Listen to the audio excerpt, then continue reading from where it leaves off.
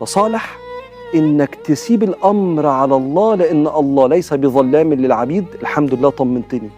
الله لا يفعل شيء عبثا. الحمد لله طمنتني. الله بيحبنا أكتر ما بنحب نفسنا. طمنتني. يعلم أحوالنا ومستقبلنا وماضينا وأوجعنا وعيوبنا أكتر مننا. مفيش مقارنة أصلا. طمنتني طمنتني. يبقى سيبها على الله. ولو حصل حاجة حلوة احمد ربنا. حصل حاجة وحشة سيدنا النبي يقول لك كده عليه الصلاة والسلام: لا تقل لو، مش لو كنت عملت، لو كنت سويت، ولكن قل قدر الله وما شاء فعل. بعد ما تقول قدر الله وما شاء فعل ابقى حاسب نفسك على التقصير في عالم الشريعة. طب وبعد ما يخلص الموضوع خالص وما جالكش الرزق اللي انت عايزه، قدر ربنا سبحانه وتعالى، لأنك ياما سعيت وجالك أكتر مما سعيت ليه، وياما سعيت وما جاش، هيجي من حتة تانية، لأن اللي مقدر القدر. اللهم صل وسلم وبارك على سيدنا محمد وعلى آله وصحبه أجمعين. ازيكم يا حبايب قلبي، عاملين ايه؟ يا رب تكونوا في صحة وفي أحسن حال. أنا جيهان ودي قناتي، لو أول مرة تشوفيني شرفني إنك تنضمي لعيلتي الجميلة وتعملي اشتراك وتفعلي زر الجرس عشان خاطر يوصلك كل جديد، ودوت فضلا يا حبيبة قلبي وليس أمرا. اللهم صل على النبي كده يا بنات. الفيديو ده كان معايا من يوم الخميس يا بنات. كنت بقى كده قورت كده الكوسة. طبعا الفيديو بتاع المحشي نزل لكم كده بتاع يوم الجمعة. الفيديو ده كان معايا يوم الخميس، فما كانش عندي وقت بصراحة ان انا انزله، لان كان نزل لكم الفيديو بتاع المحشي وكان نزل لكم الفيديو بتاع الكيكة والجيلي. فقلت اسيب دوت ايه على يوم كده او يومين وانزله لكم. وعامله لكم شويه فيديوهات حلوه جدا هتعجبكم ان شاء الله، هنزلها لكم باذن الله ومش هتاخر عليكم خالص في الفيديوهات باذن الله. نويت خير كده بقى. اتغدينا يوم الخميس، كنت شاوية سمك وكنا بقى عاملين رز وسلطة وكده. وطبعا كانت المعركة اللي انتوا شفتوها في اول الفيديو دي، كان الفيديو المطبخ عندي بقى كان مقلوب في بعضه كده وكله مواعين وسخة والدنيا كانت متبهدلة. قلت لا انا كده مش هعرف اقعد، مش هتبقى نفسيتي مرتاحة طول ما المطبخ بتاعي عامل كده. الواحد نفسيته ما بتبقاش مرتاحة غير لما المطبخ بالذات يكون نظيف ويكون كويس ومرتب. قومي بقى يا كسلانة انت بقى، لو وراكي اي حاجة كده قومي كده استعيني بالله وصلي على الرسول عليه افضل الصلاة والسلام، وقومي كده استهدي بالله، واي حاجة وراكي قومي اعمليها وبطلوا كسل. بدأت كده بقى يا بنات اغسل معاكم المواعين كده، لان طبعا المواعين الزفرة بالذات لما بتفضل في البيت بتبقى حاجة صعبة قوي قوي قوي. بدأت كده بقى يا حبايب قلبي اغسل معاكم المواعين كده، واللهم صل على النبي واشطفها. يا ريت يا حبيبه قلبي لو انتي لسه معايا لحد دلوقتي في الفيديو مش تنسي اختك باللايك، عشان ده بيدعمني يا بنات وبيحمسني وبيخليني استمر معاكم واعمل لكم باذن الله فيديوهات احسن واحسن. ويا ريت تصلوا على النبي في الكومنتات وتكتبوا لي انت بتتابعيني من انهي حته بالظبط، عشان خاطر ارحب بيكم. ووجودكم يا بنات على راسي من فوق، وان شاء الله نبقى عيله جميله كده مع بعض، وعيلتي تكبر بيكم ومعاكم يا حبايب قلبي. المواعين بقى كده طبعا كانت المواعين كلها كانت زفرة.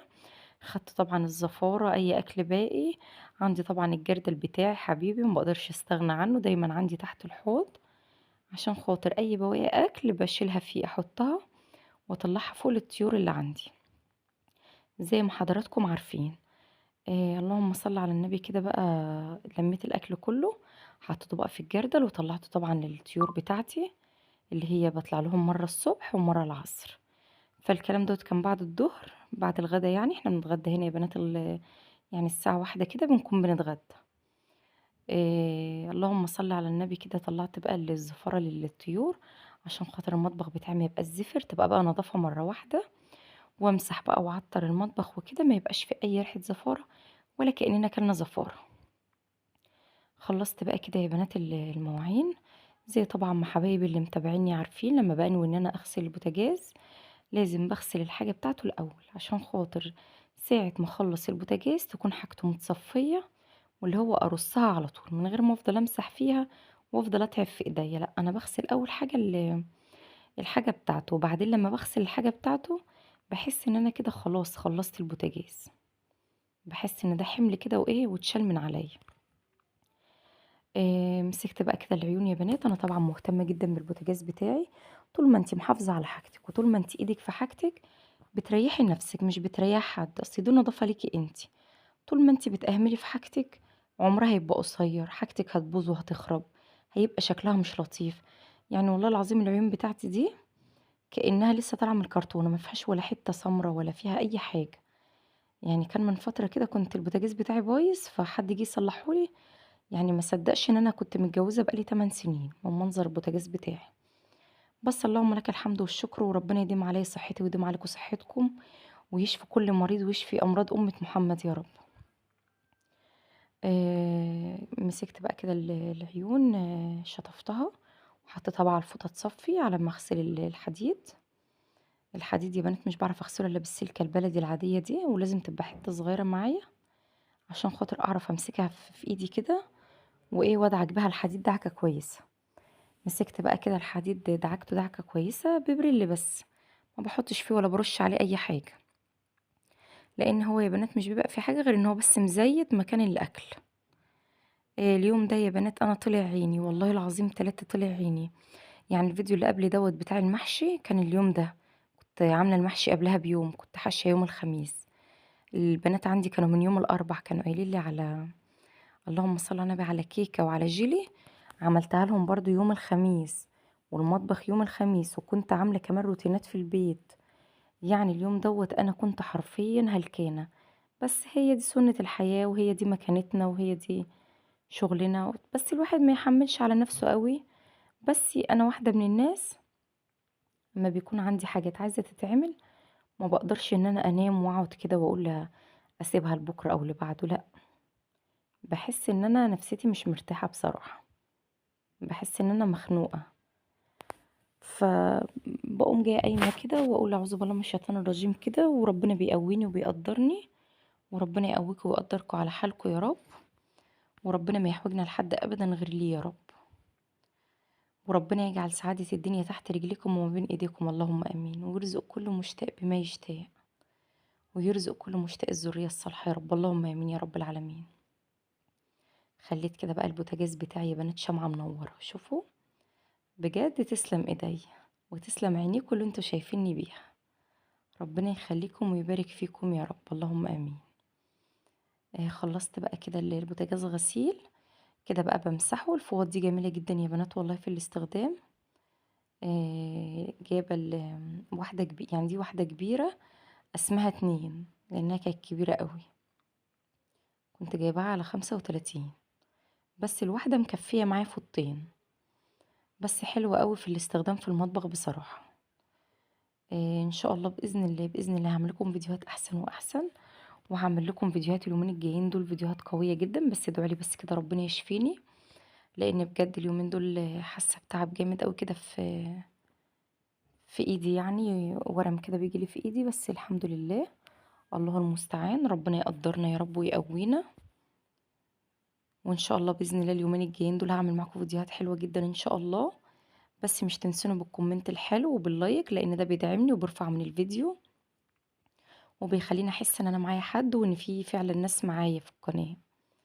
فكل اللي اشتركوا عندي ربنا يخلّيكم، وجودكم ده منوّرني وعلى دماغي من فوق. خلّصت بقى كده عقبال ما غسلت البوتاجاز، كانت طبعًا العيون والحديد بتاعه اتصفّى وما عادش عليه مَيّة ولا أي حاجة.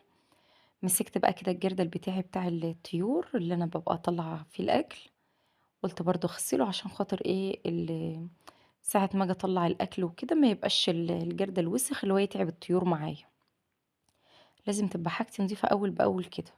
والطبق ده برضه أنا سايباه في المطبخ باستخدمه كده بس مش كان نضيف، قُلت أغسله بالمرّة. غسلته كده بقى وسِبته يتصفّى عشان خاطر عينه في الضرفة بتاعته، ومسكت بقى بتاعة المصفى الأرضية اللي تحت دي برضه غسلتها، على ما إن شاء الله بإذن الله أمسك شوية حاجات كده في المطبخ هاعملها معاكم، حاجات عميقة كده هاعملها معاكم في المطبخ، أحمّسكم معايا وأنشّطكم معايا كده. أنا عارفة طبعًا إن كلّكم شاطرين ويمكن أشطر منّي أنا كمان، بس أنا باحب أشارككم يومي بكل ما فيه بصراحة، فيا رب أكون خفيفة على قلوبكم كده ومش تزهقوا منّي، ونبقى عيلة جميلة كده مع بعض إن شاء الله بإذن الله. مسكت بقى الرخامة بعد ما خلّصت البوتاجاز بقى والمواعين، قُلت بقى أدعك الرخامة كده دعكة حلوة عشان خاطر مش يبقى عليها أي ميكروبات أو جراثيم، لمّا آجي أقطّع حاجة أحط عليها حاجة، لازم إن أنا أغسلها وأعقّمها كويس برضه.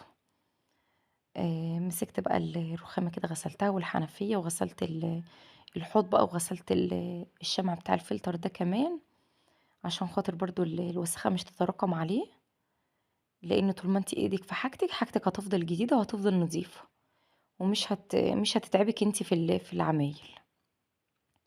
خلّصت بقى كده وفضلت بقى أكُب مَيّة كده عشان خاطر أنزّل بقى الرغاوي وأنزّل الصابون ده. بجد أنا بانتعش كده لمّا باشوف الرغاوي كده والصابون ده، باحس إن أنا متحمسة وباحس إن أنا يعني عندي طاقة إيجابية كده لمّا باشوف الرغاوي دي بصراحة. أكيد طبعًا كل الستات زيي كده. بدأت بقى أنشّف الرخامة، لإن أنا بصراحة لو ما نشّفتش الرخامة باحس إن أنا ما عملتش حاجة، لازم أنشّف الرخامة خالص ما اخلّيش فيها ولا نقطة مَيّة. نشّفتها كده تنشيفة كويسة. اللهم صل على النبي، البياض اللي هو مكان اللزق اللي في الحوض الستانلس ده، أنا كنت جايبة اللزق بتاع الرخام ولزقته حرفيًا على الرخامة دي، بس بصراحة ما حبيتوش في الاستخدام. يعني أول يوم لزقته قُلت تاني يوم بقى هاصوّر فيديو كده أوريه لكم، اللي هو ساعة ما جه عليه حبة مَيّة اللي هو باش وطلع لفوق كده، وبصراحة ما عجبنيش. قُلت لأ، طالما حاجة وحشة مش هاصوّرها معاكم، طالما وحشة خلاص مش هاصوّرها. فقُلت هاستفاد يعني بتمنه وألزقه على الرخامة اللي ورا، لإن طبعًا مش بيبقى عليها استخدام مَيّة كتير وكده، على قد بس إن هي بتتمسح. فقُلت بإذن الله هاخلّي أبو سلمى يركّبها لي على الرخامة التانية، عشان حتى نحلّل تمنها يعني بدل ما تترمي خسارة. بس هي بصراحة ما نفعتش خالص الناحية دي على الرخامة دي. خلّصت بقى كده يا بنات الحوض والرخامة وخلّيتها زي الفل، والبوتاجاز طبعًا بقى شمعة منوّرة معانا، كده الدنيا فوق بقت زي الفل. هنمسك بقى اللهم صل على النبي الرخامة التانية، بس بعد بقى ما نحط المصفى بتاعتنا. هنمسح بقى الرخامة دي مسحة كويسة جدًا برضه، هي مش كان فيها حاجة بس تراب، مَيّة، أي حاجة، نشيل أي حاجة يعني إيه من على الرخامة. مسحناها بقى مسحة كويسة كده وشِلت الملاحات كمان الناحية دي وطقم التوزيع ومسحت تحته. طبعًا الكنكة الصغيرة دي دايمًا محطوطة هنا مش بنستغنى عنها، هي على قد كوباية شاي يعني بنعمل فيها كوباية شاي. مسكت بقى كده الفرشة اللي على الأرض شِلتها نفّضتها وحطيتها في البلكونة، ابتديت بقى أكنس الأرض بقى من أي حاجة عليها، عشان خاطر بقى أمسح المطبخ ويبقى كده المطبخ بتاعنا على سنجة 10. طبعًا اللهم صل على النبي، حاطة في المَيّة ديتول عشان خاطر يعقّم معايا الأرض. باحب أنا بصراحة أمسح بديتول أو كلور، بيعقّموا معايا الأرض من أي جراثيم من أي ميكروبات عليها، عشان خاطر طبعًا أنا عندي أطفال برضه، ولازم برضه الوقاية خير من العلاج يعني. مسكت بقى كده الأرض لمّعتها تلميعة كويسة جدًا، عشان كده بقى يبقى المطبخ إيه، أقدر إن أنا بقى أكمّل فيه اليوم. أنا طبعًا ما كانش ده آخر اليوم بتاعي، لأ. فكده بقى المطبخ خلص والورق بتاع الكرنب أهو في الحوض اللي أنا هاحشي بقى بيه، وكده بقى المطبخ بتاعنا بقى زي الفل عشان أقدر بقى أكمّل بقية اليوم بقى أبدأ أحشي بقى وكده. الفيديو يا جماعة قبل دوّة لو عايزين تبصوا عليه هو عندي في القناة، ويا رب الفيديو يكون خفيف على قلوبكم ويعجبكم، ويالّا أسيبكم في رعاية الله، يالّا مع ألف سلامة.